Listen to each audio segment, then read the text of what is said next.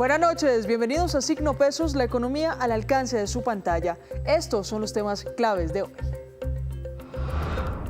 El transporte de carga registra pérdidas por 20.000 millones de pesos aproximadamente debido al cierre en la vía al llano. Aunque algunos productos como la yuca y el plátano siguen llegando a la capital del país, se espera un aumento en su valor o en su precio y una reducción en el abastecimiento, especialmente en la principal central de abastos de Colombia, Corabastos. El transporte de pasajeros también reporta pérdidas.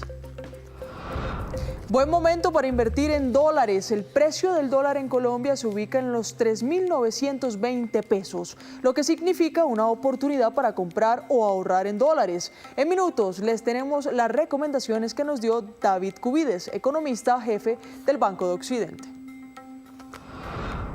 El Gobierno Nacional aceptó reducir el presupuesto general para el año 2026. La reducción será por 10 billones de pesos. Buscarán sacar adelante en el Congreso una reforma tributaria por 16 billones de pesos.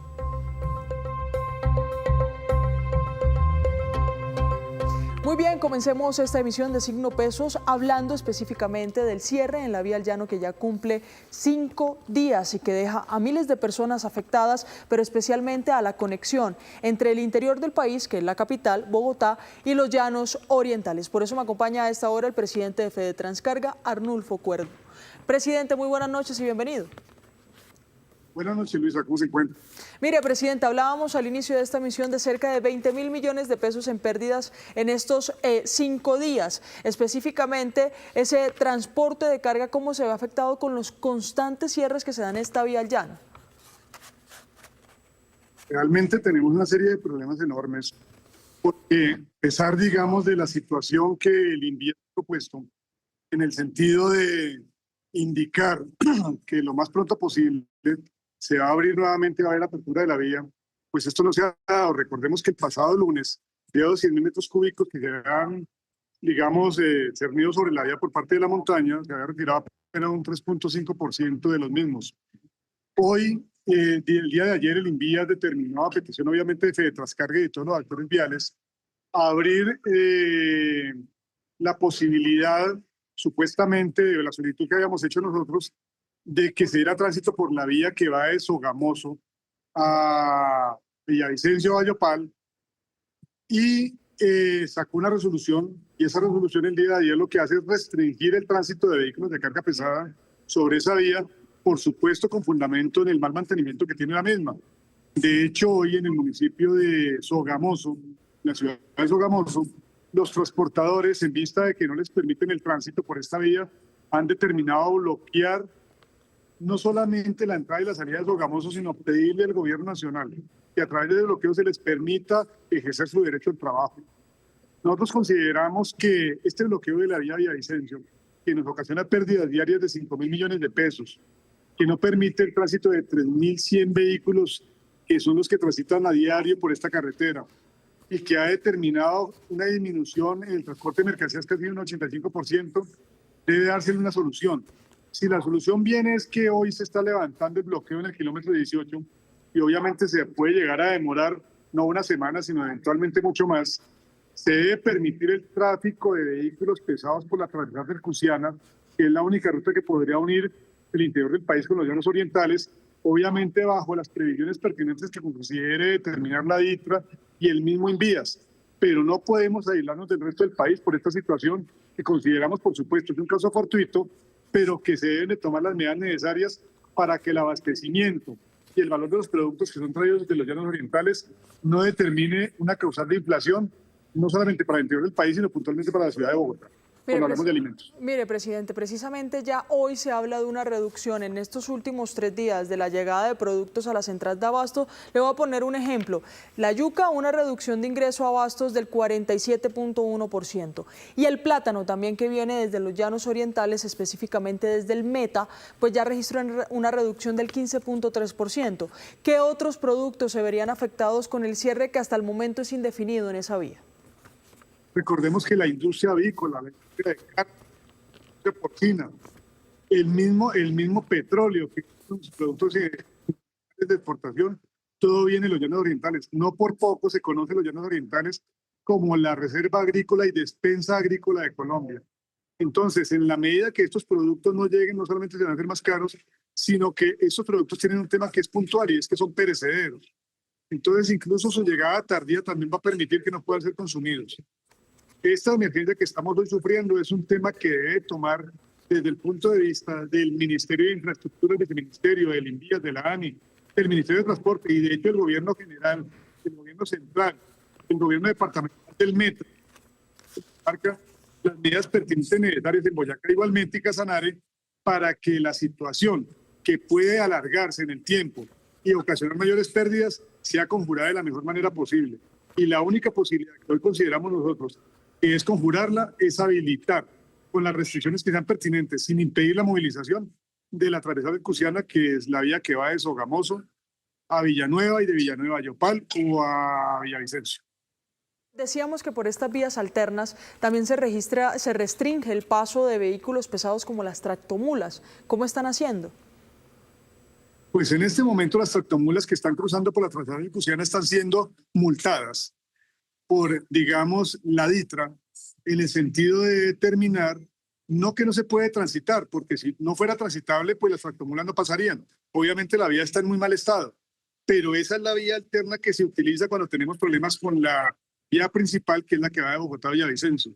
Lo cierto es que el gobierno nacional no ha tomado las precauciones necesarias a sabiendas de todo este tipo de situaciones que presentan en la vía Bogotá-Villavicencio, porque la cordillera oriental es una cordillera que está en formación y obviamente las situaciones de derrumbes y demás son casi que connaturales a la vía, pero no han tomado las medidas necesarias para habilitar de la manera más adecuada y posible la transversal del Cusiana. Las inversiones no se han hecho, los recursos no se han destinado para ello y en este momento, en donde hay recortes presupuestales para todas las entidades, pues tenemos un mayor problema. Y esos problemas solo los podemos visualizar cuando ocurren cosas como lo que ocurrió el domingo pasado en el kilómetro 18 de la vía que va de Bogotá a Villavicencio. Mire, precisamente déjeme hablarle sobre eso, sobre los problemas en la vía al llano. ¿Por qué es una vía que, por ejemplo, los viajeros estamos en constante preocupación que nos coja un derrumbe? Es que cuando se trazó la vía, se trazó, digamos, por el sitio en donde nunca se dio derecho. Y es que la cordillera oriental es una cordillera que es una cordillera joven, que lógicamente es una cordillera que está en formación, y este tipo de movimientos y de situaciones que siguen dando por derrumbes y demás, más allá de la pluviosidad, que es las lluvias que caen sobre esta ruta, determinan que estas situaciones no sean extrañas a la cordillera y por supuesto a la carretera que trazó sobre esa cordillera tan joven. Entonces, está trazado el gobierno colombiano en determinar una nueva ruta y una nueva vía que determine una conexión que no presente este tipo de contingencias como la que presenta la actual ruta, para que los llanos orientales no queden aislados del resto del país en razón de la importancia de los mismos. Mire, hablemos precisamente de las vías alternas. ¿Cuánto tiempo de más, ejemplo, para llegar Bogotá-Villavicencio o Bogotá-Los Llanos Orientales se pueden tomar por las vías alternas? Pues mire, por la transversal Cusiana para ir a Villavicencio la tractomula puede estarse gastando 12 horas. Cuando la tractomula va por la vía Villavicencio está gastando máximo 4, entonces obviamente el recorrido es mucho más largo, pero es mucho más largo no necesariamente por la distancia, sino por las condiciones de la vía, ¿no? Recordemos que el puente de Pajarito también se cayó hace unos 2 años. Sobre ese particular lo único que se hizo fue implementar un puente militar que no ha cubierto las expectativas y porque se dejó allí como algo que inicialmente había sido provisional, como algo definitivo. Entonces, aquí lo que falta es no solamente voluntad política, sino una planeación adecuada para que este tipo de situaciones no continúen afectando la economía de los llanos orientales, que al final del día es la economía de Colombia y la economía de los transportadores. No, y no solo de ustedes, presidente, también han informado desde la Presidencia del Transporte Intermunicipal que se pierden cerca de 500 millones de pesos al día, es decir, cerca de 11.000 personas resultan afectadas, que son pasajeros constantes entre Villavicencio y Bogotá. ¿Qué hay que hacer hoy para que esos precios de los productos no aumenten en los próximos días? Es inevitable que vayan a subir, porque ya empezó a haber ese abastecimiento. Lo cierto es que hay que curar lo más pronto posible esta subida, habilitando lo más pronto posible la vía. El país, el presidente de la República, el gobierno nacional debe entender que Colombia se mueve sobre ruedas y lo va a seguir haciendo por muchos, muchos años más. Entonces, inversiones en carreteras, inversiones en infraestructura, apoyo al sector de transporte de pasajeros, de carga y demás, es lo que necesita el país antes de políticas que desincentiven esta actividad. Y para confirmar, presidente, no se les ha dado una fecha exacta debido a la complejidad del derrumbe en la que se dé apertura nuevamente a la vía principal Bogotá-Villavicencio.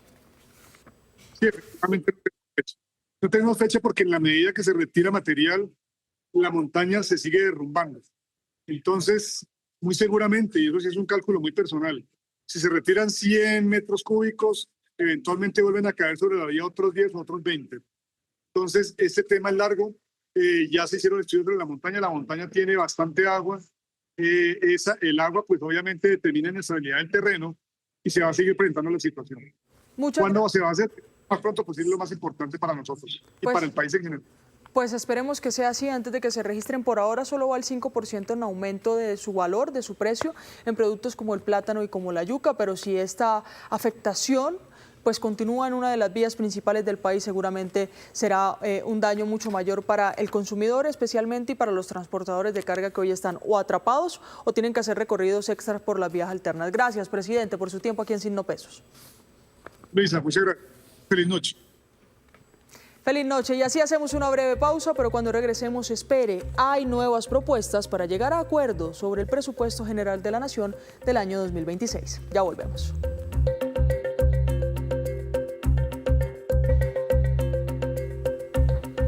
Gracias por continuar en Signo Pesos. Uno de los temas que más le interesa a la gente por estos días es el precio del dólar en nuestro país, es decir, cómo queda la divisa, pues ha alcanzado precios que no se veían hace muchos meses. Mi compañera Luisa Polo habló con David Cubides, economista, jefe del Banco de Occidente, sobre cómo sacarle provecho a este precio del dólar, ya que las personas se están interesando mucho en invertir en otra divisa. Esto nos cuenta.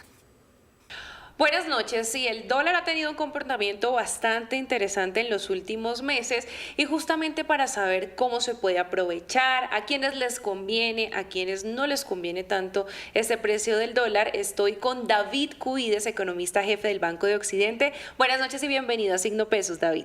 Hola Luisa, feliz noche y muchas gracias por la invitación. Hablemos del precio del dólar en este momento en nuestro país, en cómo está y cómo ha sido ese comportamiento en los últimos meses. Bueno, pues encontramos aquí que el precio del dólar está cercano a los 3.920, 3.930. Esto implica que el dólar en Colombia se ha caído de una manera bien importante, Luis. A lo largo de todo este año el peso colombiano ha ganado, es decir, uno puede leerlo de las dos maneras, el peso colombiano ha ganado o el dólar se ha devuelto, ha perdido de una manera muy contundente más de 10%. Esto en buena medida tiene que ver con fenómenos externos, lo que está sucediendo a nivel global, en donde el dólar a nivel internacional está retrocediendo frente a la libra, frente al euro, frente a las monedas duras, pero también fenómenos locales en donde estamos viendo unas monetizaciones del gobierno colombiano, una traída de recursos del exterior y también pues esperando a lo que podría terminar sucediendo de cara al próximo año con el tema político en Colombia. ¿Cómo entender esto del peso versus el dólar? ¿El peso gana valor? Esa es una buena pregunta porque al final uno puede decir, bueno, estamos viendo hoy una tasa de cambio cercana a los 3.900 pesos, pero eso es porque nosotros en Colombia nos estamos fortaleciendo o eso es porque el dólar se ha venido debilitando. Y yo diría que tiene un poco de los dos, pero me inclinaría un poquito más a que el dólar en el mundo se ha venido debilitando.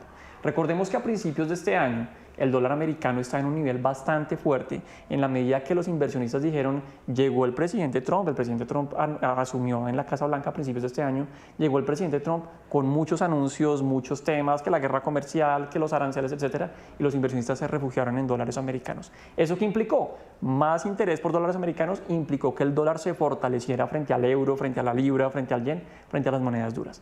Ha venido pasando el tiempo y lo que estamos observando en estos momentos es que los inversionistas empiezan otra vez a decir, volvamos a barajar, volvamos a estar invertidos tal vez en otras alternativas, por un lado, y por el otro, también estamos viendo que la economía americana no está andando tan bien como nos imaginábamos antes. Ante eso, los mercados están especulando sobre la posibilidad de que se recorten las tasas de interés en los Estados Unidos y sabemos bien, Luisa, que ante menores tasas de interés, la divisa norteamericana se debilita. Pensemos que uno es un inversionista que está parado en Londres y le dicen antes le pagan el 5% y ahora le van a pagar el 3%, por decir cualquier cosa, pues hay menos interés mío por demandar dólares porque me van a pagar menos y ante eso tenemos un dólar un poco más débil. Entonces, yo me inclinaría más en tu pregunta a decir que el dólar en el mundo se está debilitando. Nosotros nos estamos viendo favorecidos por eso, pero más tiene que ver con este fenómeno global. Ahora hablemos un poco aquí en nuestro país. Por un lado, ¿a quién le conviene que el dólar esté en este precio, es decir, que esté más barato? Muy importante también eso. Entonces, aquí uno siempre encuentra, esto es una moneda, las dos caras de la moneda. Entonces, con un dólar más arriba, los exportadores claramente se ven favorecidos. Entonces, ese exportador que quiere salir a vender el producto colombiano en el exterior, pues recibe más pesos cuando el dólar está más arriba al realizar el cambio. En esta coyuntura en donde el dólar lo que ha venido haciendo es retroceder, pues ese exportador no está tan contento, está resultando un poco más afectado en esta coyuntura. Sin embargo, Luisa, de nuevo, ahí está la otra parte de la moneda. El importador se ve beneficiado, porque ese importador que trae esos productos desde el exterior, pues ahora tiene que pagar menos pesos a la hora de comprar esos productos fabricados afuera y los puede vender acá en un nivel un poco más asequible. Entonces, los colombianos, digamos, ya no nos quedemos solamente en el tema de los empresarios, los colombianos que estamos comprando productos refabricados afuera, pues nos estaríamos viendo favorecidos por esos bienes del exterior, esas importaciones que resultan un poco más económicas para nosotros. ¿Qué pasa, por ejemplo, con las personas que reciben su salario en dólares? Ellos tampoco se ven muy favorecidos. Claro, ellos probablemente tampoco están muy contentos en esta coyuntura porque efectivamente pues están viendo que les alcanza para menos a la hora de ir a cambiar ese salario en dólares, $1.000, por decir cualquier cosa, pues antes recibían 4.200.000, ahora están recibiendo más bien 4 millones o un poquito menos, entonces se les está recortando un poco esa capacidad de pago, esa capacidad de ese ingreso disponible a la hora de recibir esos recursos. ¿Y cómo podemos sacarle provecho o sacarle el jugo al precio del dólar en este momento y en qué situaciones? Bueno, aquí efectivamente, si uno ya se quita un poco la máscara de empresario y más bien se pone la máscara de colombiano de a pie, del sombrero de colombiano de a pie, pues hay muchas alternativas, Luisa. Entonces, efectivamente, si uno quiere ahorrar, entonces es un buen momento para ahorrar en dólares, tal vez sí. Estamos en un nivel que no se veía hace varios trimestres, entonces ir a comprar esos recursos en dólares, pues es una alternativa interesante. Ahorrar esos recursos en dólares puede ser chévere a la hora de pensar que está ahorrándose un poco más, está alcanzando un poco más el dinero. Número 2, invertir. Entonces también, si usted no solamente quiere dejar ese dinero ahí quieto para que en una cuenta o debajo del colchón si es que compró los dólares, pues tal vez es una buena alternativa a la hora de pensar en esas inversiones en dólares que las está haciendo en un nivel de una tasa de cambio más barata y que le pueden generar rentabilidad.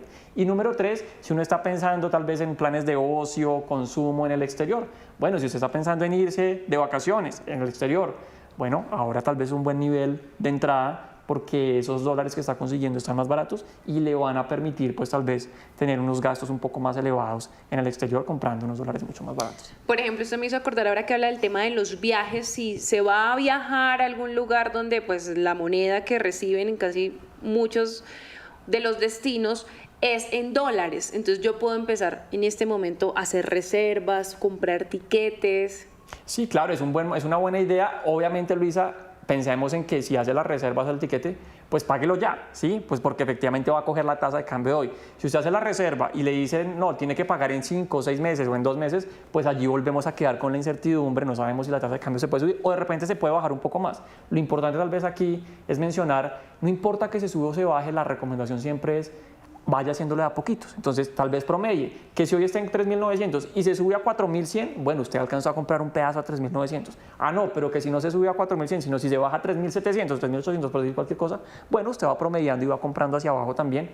Al final, le resulta más conveniente promediar y no solamente darse un golpe dependiendo de cómo esté la tasa de cambio en aquel momento. ¿Qué pasa si tenemos deudas en dólares? También muy importante, si usted ya tiene la obligación en dólares, tal vez es un buen momento, Luisa, para salir a liquidar esa obligación. Nosotros sabemos que existen bancos, existen compañías de financiamiento o entidades financieras más bien que tienen esas tarjetas de crédito, por ejemplo, en dólares. Entonces, si usted ya tiene la deuda en dólares, le dicen debe $100, es diferente irla a pagar hoy a 3.920 hace unas semanas o meses cuando estaba a 4.100. Entonces, va a tener que destinar menos recursos en pesos a la hora de pagar esa obligación. Puede ser interesante ir a pagar en estos momentos esas deudas que están en dólares, que están emitidas en dólares para los colombianos que tienen esas obligaciones. Y la persona que tenga en este momento dólares guardados, no es buen momento para que los venda. Claro, efectivamente, si usted ya compró a 4.100 y ahora está a 3.900, si tiene la necesidad, pues por supuesto, aquí cada quien va a tener su flujo de caja y sus dineros, ¿no? Pero efectivamente pues va a terminar siendo perdedor si compró a 4.100, 4.200 y ahora quiere salir a liquidar. Por el contrario, si usted dice, esto es un buen nivel y yo le creo que este nivel puede ser un nivel interesante, tal vez comprar y más adelante, si la tasa de cambio se le llegase a subir, pues tal vez resulta ganador en esa operación ante una depreciación del peso colombiano eventual que pueda terminar sucediendo más adelante. Sé que no tenemos la bolita de cristal para predecir lo que va a pasar, pero ¿qué proyectan ustedes los economistas sobre el precio del dólar en el cierre del año o en el próximo año? Es muy importante, Luisa, porque aquí uno puede quedarse con la visión en general de los economistas. Nosotros tenemos en el Banco Occidente también nuestra propia visión. De nuevo, ninguno de los dos, ni el consenso, ni nosotros tenemos la bolita de cristal, pero es parte de nuestro trabajo intentar pronosticar estas variables y pues tener alguna historia creíble que venga detrás. Si uno le pregunta en general al consenso de economistas, el número está cercano a los 4.100, 4.150 pesos para el cierre de este año. Es decir, podríamos subir un poco de cara a lo que se está observando en este momento, los 3.920. Podría haber una devaluación de nuestra moneda. Nosotros puntualmente desde el Banco de Occidente creemos que podríamos estar cerca de los 3.900. Entonces creemos que la tasa de cambio más bien podría quedarse cercana a estos niveles, cerca de los 3.900 al cierre de este año. Si nos preguntan un poco más adelante, más pensando en el 2026, creemos que incluso puede caer un poco más, pensando 3.800 o algo por ese estilo, de nuevo, por los factores globales que están sucediendo en los Estados Unidos, en donde los inversionistas tal vez están diciendo no quiero dólar tan fuerte, sino tal vez están invirtiendo en otras monedas. Número dos, lo que está sucediendo a nivel local, hay unas operaciones de financiamiento que está realizando el gobierno colombiano y está trayendo recursos del exterior. Y número tres, también pues pensando en un nuevo ciclo político, vuelve usted a barajar lo que sucede a nivel local y eso podría generar también algo de apetito de parte de inversionistas de afuera y traer más recursos en dólares a Colombia. Y de nuevo, ante más dólares en el mercado, pues creemos que podríamos tener una tasa de cambio un poco más abajo, un dólar más barato. ¿Qué pasa con el tema de las inversiones? Muchas de estas plataformas te permiten invertir, pero lo hacen en dólares. Entonces también es una buena oportunidad para empezar a invertir. Es muy interesante también, Luisa. O sea, aquí tal vez la recomendación a las personas que nos están viendo en este momento es el precio en este momento es atractivo y permite arrancar ese hábito de la inversión o ese hábito de ahorro. Ojalá no solamente sea el precio el catalizador, se vuelve una costumbre, un hábito de decir, bueno, yo voy a dedicar cierta parte de mi ingreso, cierta parte de mi salario a ahorrar o cierta parte de ese ingreso o de ese salario a invertir. Entonces, chévere que en este momento pues eso sea el motor para decir, sí, efectivamente me lanzo porque es un buen precio, pero ojalá eso se quedara ya en el hábito de los colombianos, en el hábito de las personas que nos ven, porque es muy importante. Yo te decía hace algunos minutos, por allí alguien decía, es ahorra o nunca, siempre es muy clave, es muy importante empezar con esos hábitos de ahorro, esos hábitos de inversión, porque en el mediano o largo plazo eso se termina pues transformando en esos proyectos que todos queremos, ¿no? Uno de un día para otro no tiene esas grandes sumas, pero sí con esos hábitos pues claramente puede uno estar encaminado al cumplimiento de esos objetivos. Y en este momento hay muchas opciones a un clic que podemos tener todos ahí a la mano para empezar justamente en ese camino de la inversión, del ahorro. Sí, tal cual, o sea, aquí el abanico es muy grande, o sea, existen plataformas que permiten ese ahorro en dólares, existen ya entidades, como yo lo mencionaba, que permiten esa exposición a dólares a través de créditos, digamos una tarjeta de crédito en dólares, entonces también existe esa alternativa, existe la casa de cambio habitual que usted dice, yo quiero estar con mis dólares y ver el billete, también existe la alternativa, entonces existen muchas alternativas, la misma bolsa de valores pues tiene sus plataformas en donde usted dice, venga, yo quiero estar invertido afuera, con exposición cambiaria, no unos montos muy importantes, unos montos un poco más acotados, también existe. Entonces realmente aquí el abanico es muy amplio, Luisa. Lo importante, como lo mencionábamos, es ojalá exista ese hábito, esa costumbre de inversión y esa costumbre de ahorro. David Cubides, economista jefe del Banco de Occidente, muchísimas gracias por acompañarnos esta noche en Signo Pesos. Muchísimas gracias a ustedes por la invitación. A Luisa Polo y al economista Cubides, muchas gracias por la información sobre el dólar, Víctor, muy pertinente en este momento. Y hasta ahora llega usted con otras noticias claves de hoy, porque vamos a hablar precisamente de los movimientos que está haciendo el gobierno, ¿sí? Sí, en materia de endeudamiento, Luisa, muy buenas noches para los televidentes. Estamos en un apretón fiscal, ¿no? Por eso se viene una reforma tributaria, están mirando de dónde sacar recursos y dentro de toda esa estrategia fiscal del gobierno nacional se están realizando unas billonarias operaciones de manejo de deuda para encontrar algún tipo de ahorro que le permita al gobierno nacional tener algún tipo de oxígeno también con los presupuestos y con la caja de la nación. Entonces, a través del Ministerio de Hacienda, de la Dirección de Crédito Público, están haciendo unas operaciones con el manejo de la deuda de la nación muy grandes. Es un tema sumamente importante. De hecho, ahorita el experto David Cubides, que estábamos entrevistando, comentaba que en parte por esas operaciones de manejo de deuda, pues también el dólar estaba cayendo en nuestro país. Y hoy hay una noticia importante relacionada con esto. Entre otras, por ejemplo, Luisa, el gobierno está intentando que las deudas que tenemos con tasas de interés altas en algunos países, moverlas de alguna forma hacia otros países, conservar esa deuda donde paguemos tasas de interés menores, más bajitas. Sí. Y en ese proceso, pero esto por dentro tiene un tecnicismo muy complejo, y en medio de ese proceso y unas operaciones muy complejas de traders, y son operaciones y de manejo de caja. y de manejo de deuda. Eso le entendí yo al director Cuellar, lo Sí, que sí, llamaron sí. estrategia Él es Cuellar. La estrategia Cuellar, y él es el que está liderando ese tema, es el director de Crédito Público del Ministerio de Hacienda. Entonces, pasando de pagar tasas de interés más altas a tasas de interés más bajitas, pero nos exponemos al riesgo de las fluctuaciones de otras monedas, dicen analistas, claro. pues ahí buscan tener unos ahorros, ¿sí?, en el presupuesto general de la nación y unos alivios fiscales en medio de este apretón. Entonces, hoy el gobierno, después de 10 años, en medio de todas estas operaciones de manejo de deuda,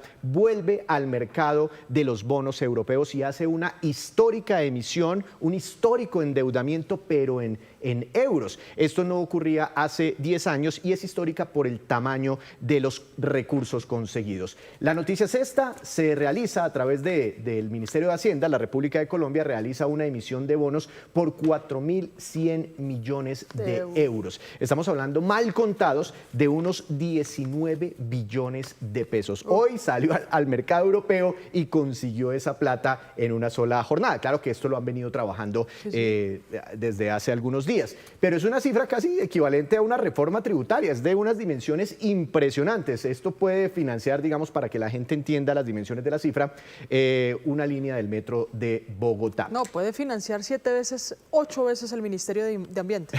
Sí, uno se puede poner a hacer cálculos y encontrar la equivalencia. La tasa promedio, la tasa de interés promedio más o menos de este endeudamiento es de 4,74%. Son recursos que nos prestan los mercados de capitales europeos, que tenemos que regresar en el 2028, una parte de esa deuda, en el 2032 otra parte de esa deuda y en el 2036 otra parte de esa deuda. Y esta es la explicación del Ministerio de Hacienda de por qué se están haciendo todas estas operaciones de manejo de deuda, entre otras porque se crea una curva en euros. Bueno, esto es un poco técnico, pero al final es diversificar las fuentes de financiamiento de Colombia. Tenemos deudas en pesos colombianos, deudas en dólares, y ahora vamos a tener deudas también en euros.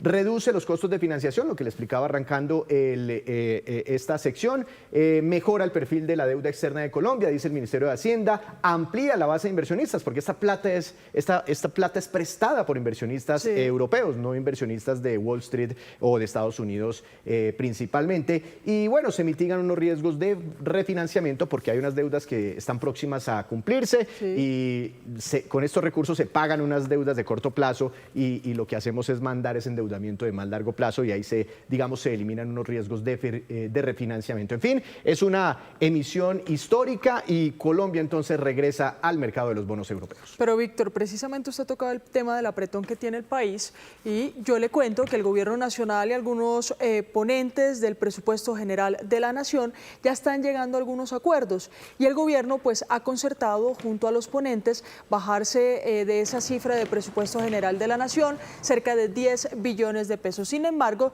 sigue manteniendo anclada una reforma tributaria por 16 billones de pesos. Vamos a esperar si esto llega o no a una concertación antes del próximo 15 de septiembre.